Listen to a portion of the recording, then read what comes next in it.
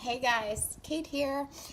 Newest version of our Hoerner Happy Hour. So it is January 24th, noon Eastern on the dot. If you guys missed it last week, I gave you a little update. Hoerner Happy Hour is no longer going to be free coaching from me. Well, it is in a different way. So it's not going to be customized. So I can no longer answer individual questions. I know that I was doing that a lot, and I was, like I was saying last week, kind of doing you guys a disservice because I need to know a little bit more information to answer a lot of these questions. So if you need that extra coaching, the individual coaching, remember Cycle Circle Champions is another group you can join. That's the paid group. That's where I do individual coaching. I have a couple ladies in there who are crushing it already, having a lot of fun with them. So if you're interested, go check it out.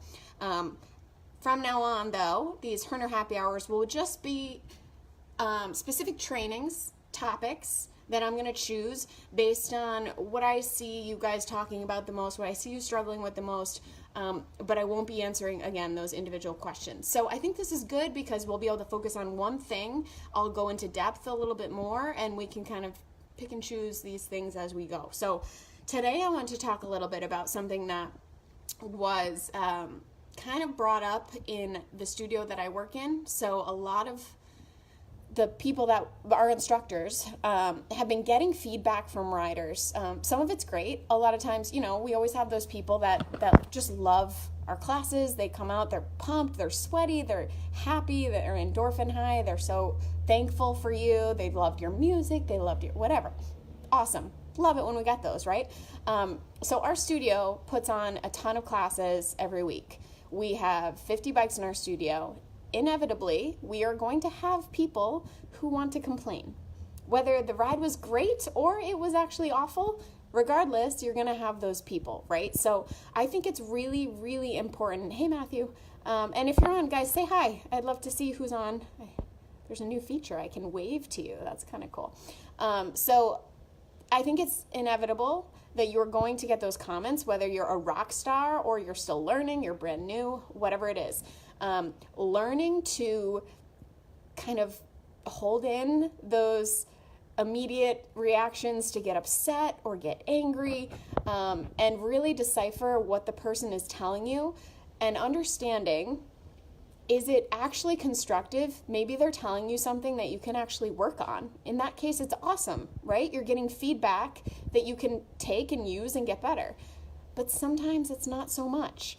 So I want to talk about that because I think it's really important as instructors, especially you new guys out there who are going to maybe get some negative feedback and it's going to hurt you a lot. You're going to think it's, I'm awful, I'm terrible, why did I think I could do this? Push those thoughts away because we all get those comments and you can't let them tear you down. You just can't.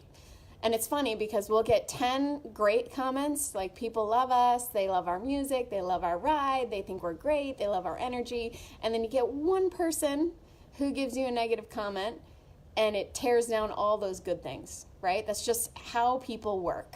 We focus on the bad, we let it tear us down, and we can't do that here. So I wrote down a few of the comments that our instructors have been getting lately that I've been kind of going through with them to talk about, is this something that we can actually work on? Maybe your ride can change a little bit, or is it just the person being a butthead? I'm sorry. Sometimes they're out there. So probably one of the biggest ones that you'll get is, oh, I loved your music. Or I didn't really like your music. You need to play more 80s rock.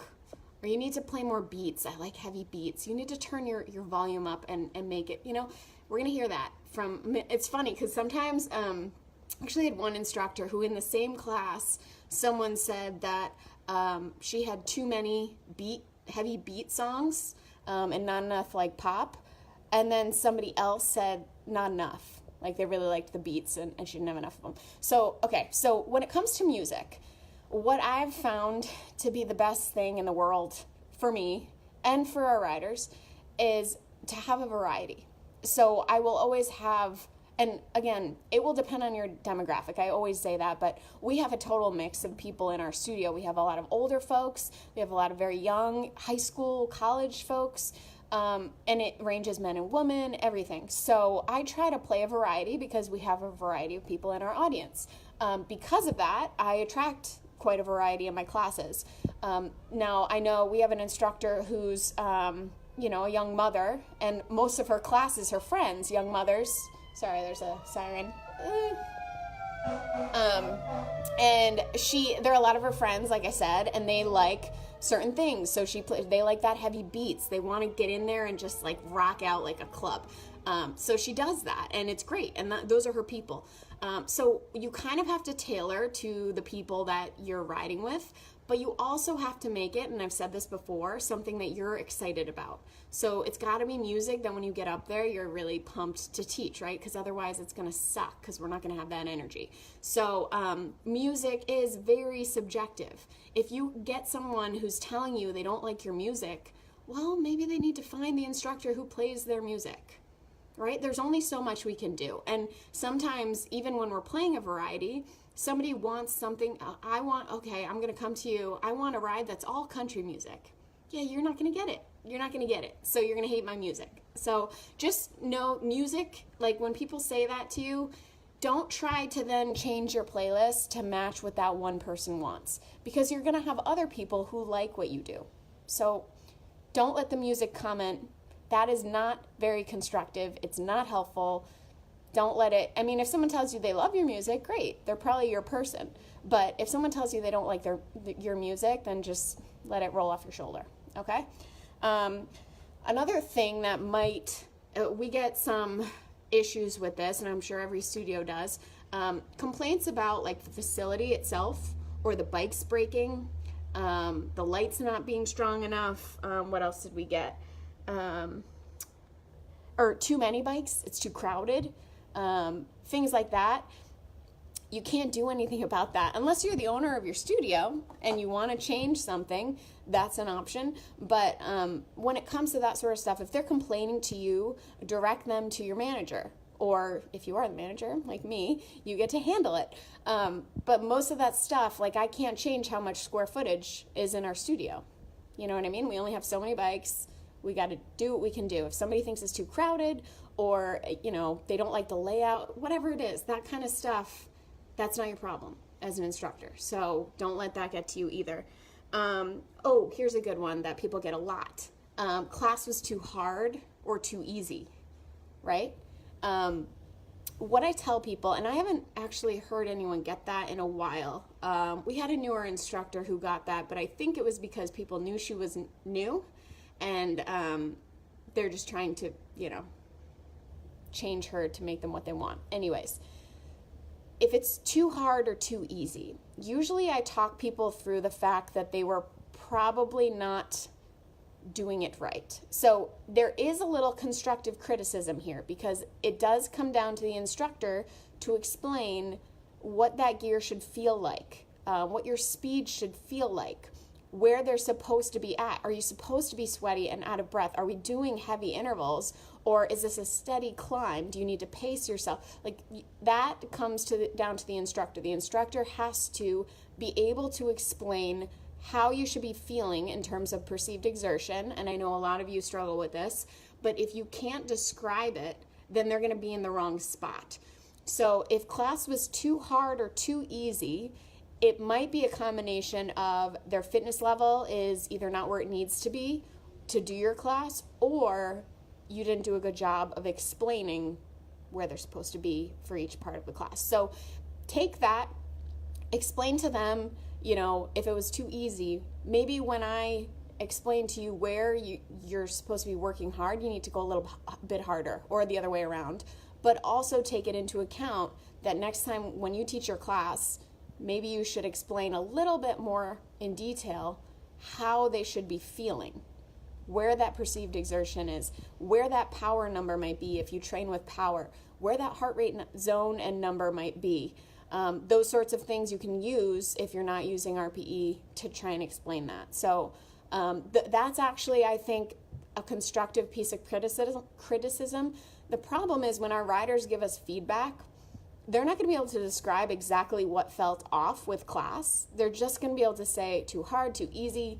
didn't like the music, like those basic things, because they don't know what goes into teaching, right? So we have to kind of take those comments and extrapolate. What are they trying to tell us? What are they trying to, or what do they feel that we can change that maybe they can't explain? Does that make sense? Let's see. I've had a couple people who have been riding for a while tell us that new instructors didn't explain, same thing I was just talking about, the RPE, where they should be, or the speed. So we ride to the beat of the music in our studio, but we also give RPMs so that people can use either or if they don't totally have that beat. If they're not coordinated enough to nail the beat, then they will look for the RPMs on the screen. And we've had people complain that they haven't explained RPMs enough.